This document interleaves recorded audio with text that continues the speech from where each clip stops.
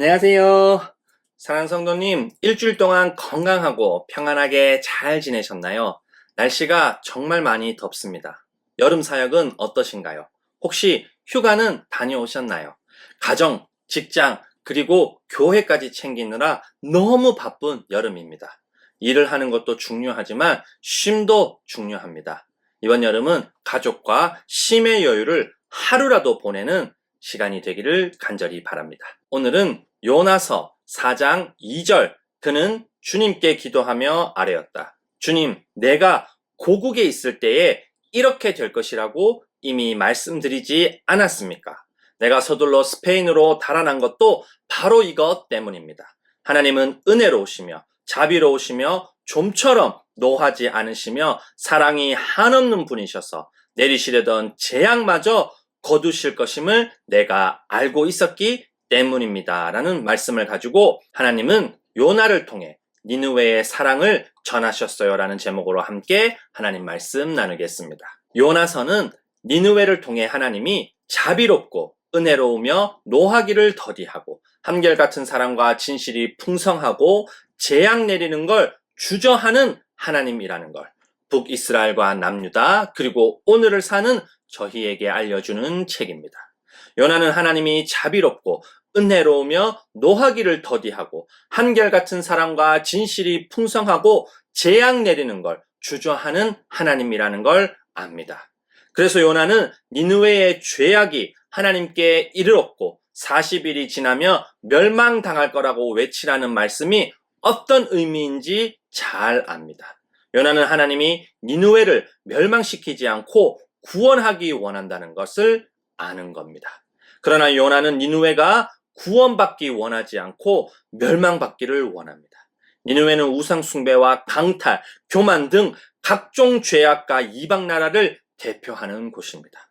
또 아시리아는 이스라엘을 항상 괴롭힌 나라입니다. 훗날 니느웨는 아시리아의 수도가 되고 북이스라엘이 아시리아에게 멸망당합니다. 그런 니느웨에게 하나님의 심판을 알리고 회개의 기회를 주는 것, 요나에게 받아들이기 힘든 일일 겁니다.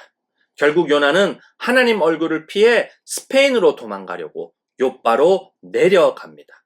마침 스페인으로 가는 배가 있어 그 배에 올라타서 도망갑니다. 하나님은 바다에 태풍을 일으키고 배는 거의 부서지게 됩니다. 이방인 선원들은 짐을 바다에 버리며 어떻게든 살려고 애를 씁니다. 그러나 요나는 배 밑으로 내려가 잠잡니다. 요나서는 하나님 말씀을 대하는 요나와 내려가다라는 단어를 통해 이스라엘의 상태를 보여주고 있습니다. 욥바로 스페인으로 가는 배에 배 밑으로 땅속 끝까지 내려가는 것 모두 죽음을 나타내는 표현입니다. 요나는 하나님과 자신이 누군지, 왜 태풍이 일어난 건지 분명히 알고 있습니다. 요나는 이방인 선원들에게 바다와 육지를 만드신 하나님을 섬기는 자신이 하나님 얼굴을 피해 도망가고 있기 때문에 이런 일이 일어난 거라고, 자신을 바다에 던지면 바다가 잠잠해질 거라고 말합니다.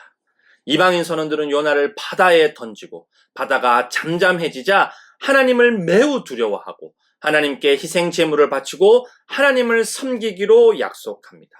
이방인 선원들은 하나님을 받아들여 살고 하나님 백성인 요나는 하나님을 거부하고 죽는 아이러니한 장면입니다.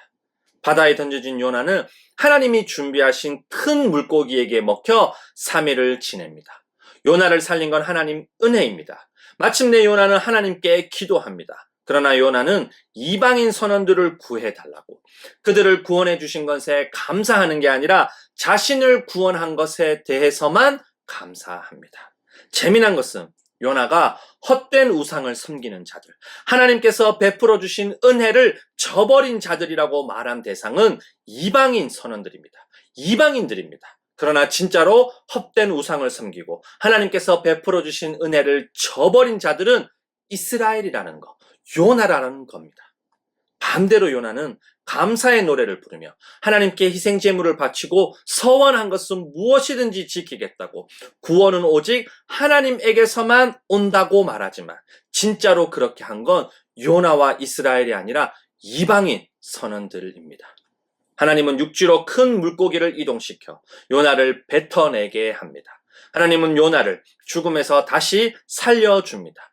니느웨는 3일이나 걸어야 하는 큰 성읍입니다. 요나가 하루 동안 메시지를 전하자마자 놀랍게도 니느웨는 회개하기 시작합니다. 너무나도 이스라엘과 비교되는 모습입니다. 니느웨는 왕과 모든 사람이 회개합니다. 심지어 왕은 짐승들에게도 회개하라고 합니다. 하나님은 회개하는 니느웨를 용서하심으로 자비롭고 은혜로우며 노하기를 더디하고 한결같은 사랑과 진실이 풍성하고 재앙 내리시는 걸 주저하시는 하나님인 걸 보여줍니다. 니느웨를 용서하시는 하나님께 요나는 이럴 줄 알았다고, 그래서 도망간 거라고 말합니다. 요나는 하나님이 니느웨를 용서하지 않고 심판하고 멸망시키는 걸 보고 싶어 합니다. 하나님은 그런 요나를 위해 박넝쿨 하나를 마련해 요나 머리 위에 그늘을 만들어 편하게 해줍니다. 다음날 하나님은 벌레 한 마리를 마련해 박넝쿨을 갉아먹어 시들게 합니다. 하나님은 찌는 듯이 뜨거운 동풍을 마련하고 햇볕이 요나의 머리 위로 내리쬐니 요나는 죽기까지 화를 냅니다.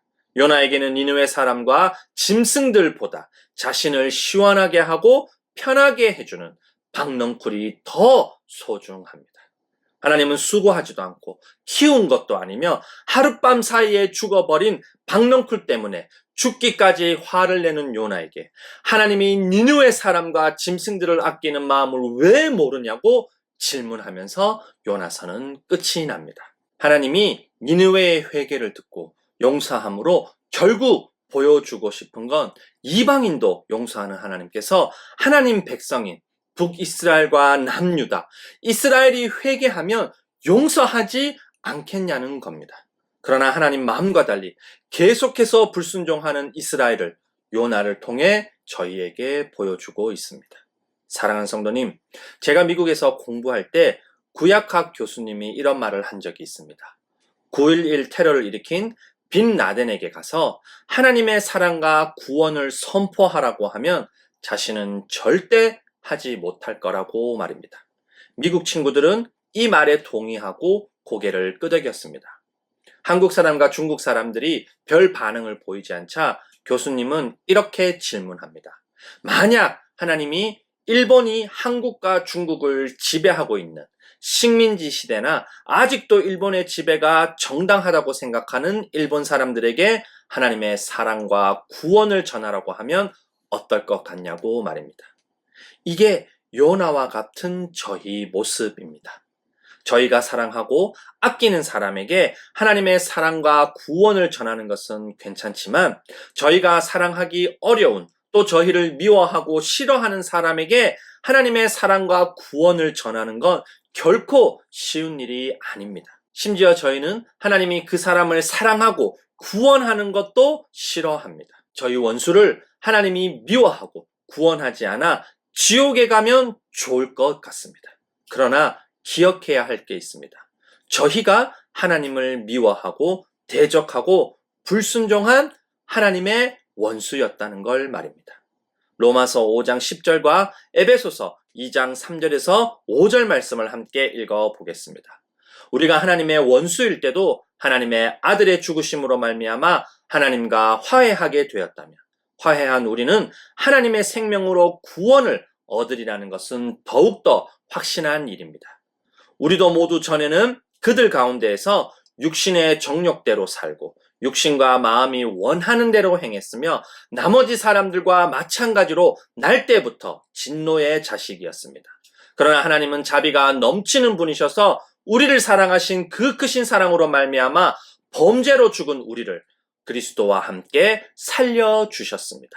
여러분은 은혜로 구원을 얻었습니다. 사랑하는 성도님, 저희는 하나님의 원수인 저희를 사랑하고 구원하기 위해 아들이신 예수님을 이 땅에 보내신 하나님을 기억해야 합니다. 저희는 원수인 저희를 사랑하고 구원하기 위해 이 땅에 오시고 십자가에서 죽으시고 부활하시고 승천하셔서 다시 오시는 예수님을 기억해야 합니다. 말처럼 결코 쉽지 않지만 저희가 사랑하기 어려운 사람들, 그리고 저희를 포기하지 않고 끝까지 사랑하고 구원하기 위해 아들 예수님을 보내신 하나님을 기억하고 하나님의 사랑과 구원의 확증인 예수님을 기억하고 전하는 저희 모두가 되기를 간절히 소원합니다.